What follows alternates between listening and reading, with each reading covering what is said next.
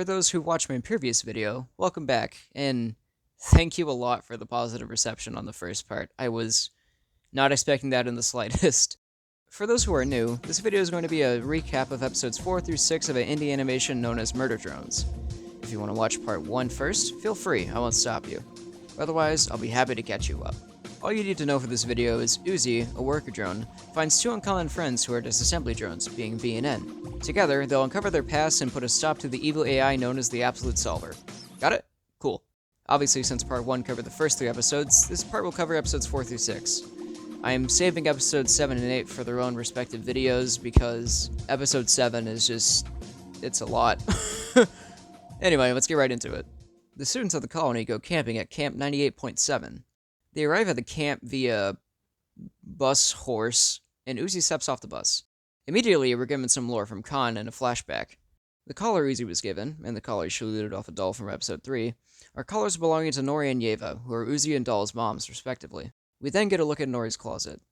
It's about as fanatical as Uzi's roof. Seems that Uzi picked up a lot from her mom. It was actually Uzi's idea to go to Camp 98.7, but she wanted to go alone. The teacher made her other classmates go because he's upset about test scores. No year-end bonus, no learning. A student voiced by Michael Kovac starts yapping about being unsupervised before the disassembly drone voiced by Michael Kovac appears.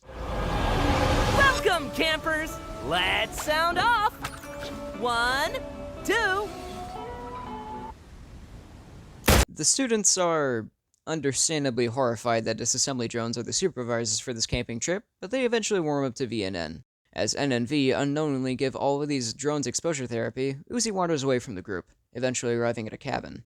After looking around for a bit and finding out all dogs are in fact alive and immortal, Uzi stares out the window of the cabin, looking at V and N having fun with the other drones. However, because of the glass showing Uzi's reflection, her solver starts to act up. Uzi is about to consume some worker drone parts that she took from Doll's room when V enters the cabin. V reminds Uzi of their entire reason for going to the cabin, to find clues to catch Doll. She then threatens Uzi's life and leaves. Uzi removes some floorboards of the cabin, where we see a dead worker along with drawings. A golden roach drone then appears in Uzi's hand. It scans her face and mistakes her for Nori. It tells her to call the elevator, and we get the name of this cabin, Cabin Fever Labs. Oh, also, Doll's here now. Meanwhile, with V and N, everything is going... Did I... cheat? swimmingly. Uzi creeps up from the forest and gets N's attention. Uzi, get on out! Everyone gets startled by Uzi's sudden appearance, and an arrow is shot at Uzi. Then something interesting happens. Uzi turns the arrow into a weird flesh thing, and V seems to know something that the others don't.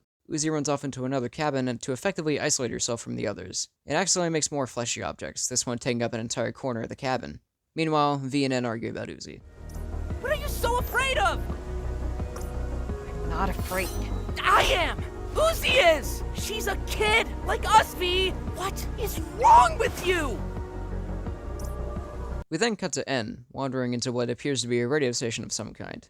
Somehow a box TV is still working, and N sees a VHS tape called Zombie Drones. Upon touching this tape, he gets flashbacks to the mansion he was a butler in. That unnamed maid drone also appears again, this time with a wide-open smile with a solver eye. I wonder what Uzi has to say about this. Okay, let's see what the other students are up to, yeah? Oh shit, Uzi's here too. In a new solver-possessed form, unlike Jay from episode 2, Uzi kills her fellow classmates, starting with Michael Kovac's drone. After which, Uzi is about to kill Lizzie when V steps in to stop Uzi.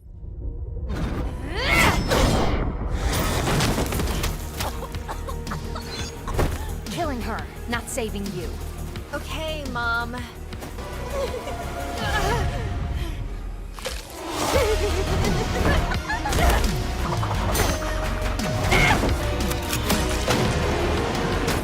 Ugh. Whoops! Easy there, buddy. Whoops! Ow! Up we go! Uzi, you want to tell me what's the matter? No, don't look. I'm gross and eating people and stuff. Yeah, we'll figure that part out. Before we met, scary stuff was actually pretty scary. And tonight, too, because you weren't with me to make it fun somehow. I kinda forgot what that was like. Same. Then we'll stick together. After Uzi comes to terms with her new form, Lizzie steps in, somehow surviving that missile right next to her. V and Lizzie both say they're disliking of Uzi and N, and V shoots Lizzie quite the endearing look. God, look at that face. I know what you are. Anyway, the horse bus arrives and everyone hops on. Once everyone's on the bus, we see N being a good friend for Uzi. Uzi takes things a bit too forward for N's liking, however, and he looks away from her. Turns out N brought that VHS tape with him.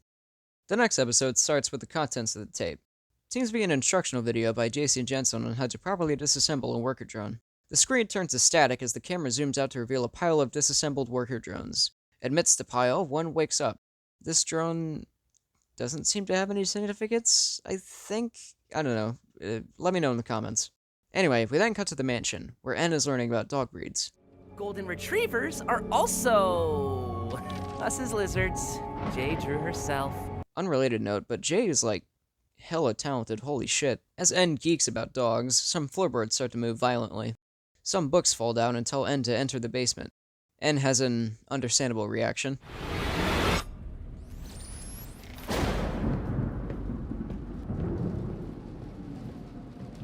In another room, a roach drone gets stabbed by a spoon, and we hear a familiar voice. You seem upset, big brother N. Perhaps you'd like to attend the gala with me. Light sip. We're now properly introduced to Sin. Remember that drone that hid behind Tessa in episode 2? That's this drone. You probably know her deal from her voice in this shot alone. But what's interesting is she sees N as a brother, probably due to his kindness towards her. From this interaction between the two, we get some new information. There's a gala happening in the mansion soon, but Sin isn't invited because of Tessa's family's disliking toward drones. N gets another sign that he needs to enter the basement, but ignores it again. He then heads off with Sin to ask Tessa if Sin can go to the gala. In the dining room, we see the family's hatred to worker drones firsthand, but at least Tessa's happy to see N. Not as happy to see Sin, though.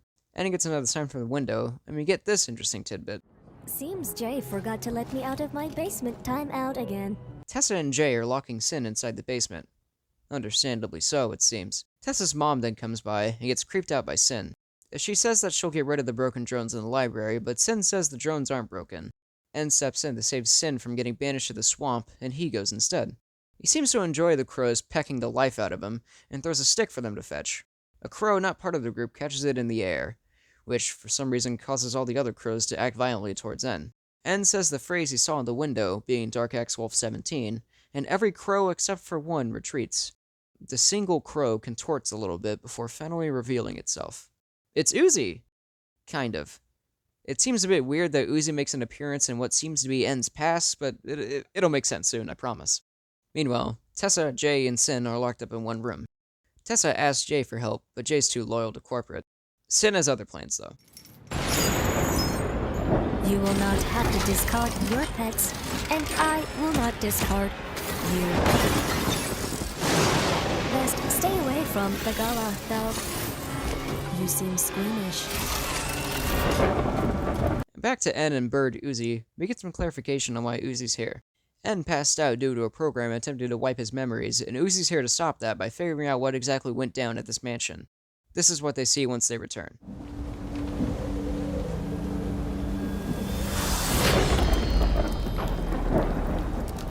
N wants to be brought out of the memory, but Uzi doesn't want N to lose his memory. They try to enter the basement and the library, but Jay has the key. Speaking of Jay, she breaks herself and Tessa free from their chains. Once released, they sneak around the gala in an attempt to find something to stop Sin. After choosing their weapon of choice, N enters the picture. After seeing something climb across the ceiling, they all group together. Uzi grabs the key from Jay, and Tessa tells N that Sin is going to murder everyone in the gala. They get ambushed by V, who was the one creeping on the ceiling. Tessa and Jay fend off V, while Uzi and N enter the basement. Well, is what I'd say if they didn't get jump-scared by the solver. Due to this being a dream, however, Uzi's able to gain control of the solver for a bit. Now that they're finally in the basement, they get to see what Sin was doing down here. So, that's a pretty metal origin story. Not dealing with this great, to be immediately honest. Okay, it's gone. Uzi suddenly gets yanked out of the dream as Khan enters her room.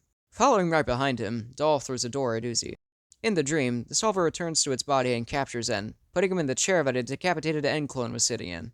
Alright, I know that this episode is kind of flip-flopping between settings constantly, but bear with me here. We cut to the gala, where Tessa's dad proposes a toast. Unfortunately for him, and everyone else present, Tessa's little Antichrist is also there. Before Sin can make a move, however, Tessa and Jay arrive on the scene. That doesn't stop Sin, though.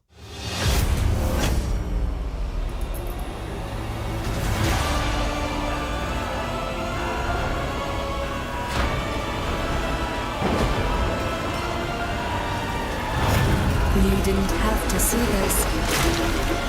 As everyone is getting murdered at the gala, the Solver still has En captured, but can't seem to grab a scalpel. Why it needs to scalpel to wipe En's memories, I have no idea. It tries to get V's help, but we're quickly glitched back to Uzi's room, where Doll and Uzi are fighting over that roach from the last episode. Uzi says that it's the only clue as to what's wrong with her, but due to her wanting to save En and V, she gives Doll the roach. Just leave us alone. Back in the memory now, the Solver is still mad about the scalpel. This time, however, it's V Shark to pick it up. En gives V her glasses, which makes her pick up the scalpel with ease. The Solver then brings out the lobotomy tools. Why even have a tantrum over the scalpel if you're not going to use it? Uzi's able to gain control at the very last moment and frees En and V. At last, they remember who Uzi is. Uzi? Don't frickin' dox me. Thanks. You little narc! Get out of my head! En and V wake up from the dream, and Uzi swivels a chair to look at them.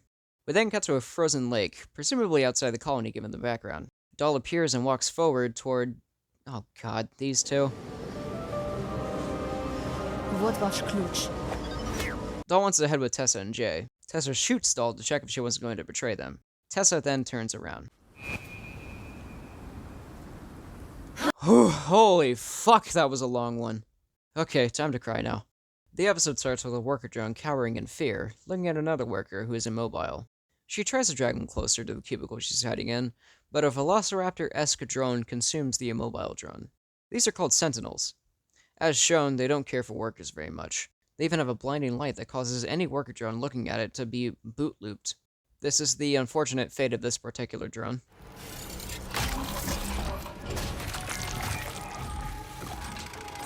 We're now back with the main cast. Tessa's excited that En remembers her, but Uzi doesn't take too kindly to a human being on the planet. We also finally have a reason for Jay returning from the dead. Effective drones were cloned more. It is you. Tessa and Jay are here because Sin had disappeared on Earth, and her last act was sending the disassembly drones on the exoplanets humans had colonized. Doll's also here, by the way. She yoinks the roach drone from Tessa and flees. The gang pursues after her.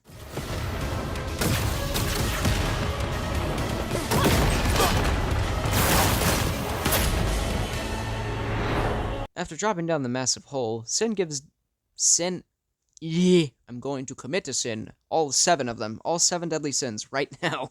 After dropping down that massive hole, Jay gives the details on Sin's orders for Copper 9. Sin wanted to construct spires around the planet and enter the labs, which are underneath all of this rubble. The labs in question? Cabin Fever Labs. That roach that Doll snatched away is the only way to access the elevator into the labs, something mentioned in episode 4. Tessa plans to burn down the labs before Sin gets to them. And with one key toss, Jay is effectively written out of the story. For now, anyway. Uzi enters the picture, questioning why Doll is involved in all this. Tessa says that Doll thinks humans did something to her folks down in the labs, and gave them a sickness she inherited. The sickness, of course, being the Absolute Solver. We then get a shot of Tessa's helmet, only being able to see Uzi's eyes in the reflection. And with that creepy moment aside, the gang searches for the elevator. Coming up to a reception desk, Tessa accidentally kicks an arm of the disassembly drone. For the first time in the series, we get a look at other disassembly drones besides the main 3, even if they're, dead. Tessa attempts to bypass the security in order for Uzi, En, and V to walk freely into the labs.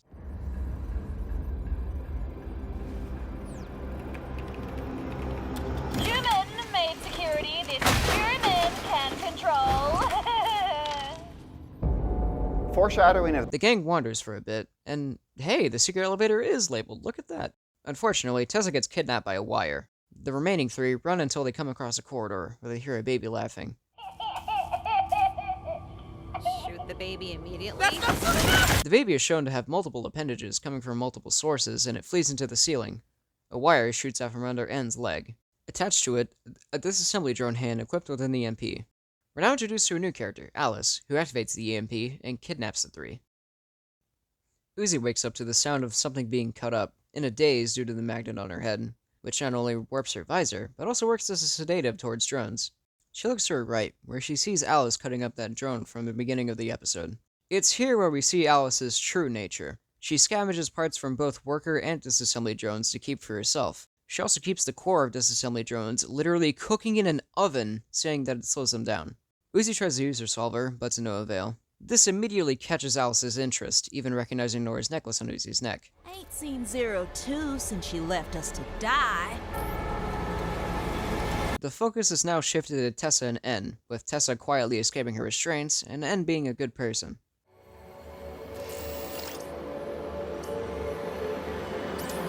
The baby's drone's name is Bo, by the way. Alice summons Bo to grab more magnets and leaves the room.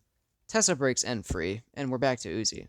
Uzi questions Alice about Nori, but Alice stays quiet for a bit. She then says Uzi is a lot like Nori, except Nori had yellow eyes. Alice then cuts off the tip of Uzi's finger, with Uzi's attempts to retaliate being in vain. Bo comes back to the room N and Tessa were in, but they're not in there anymore.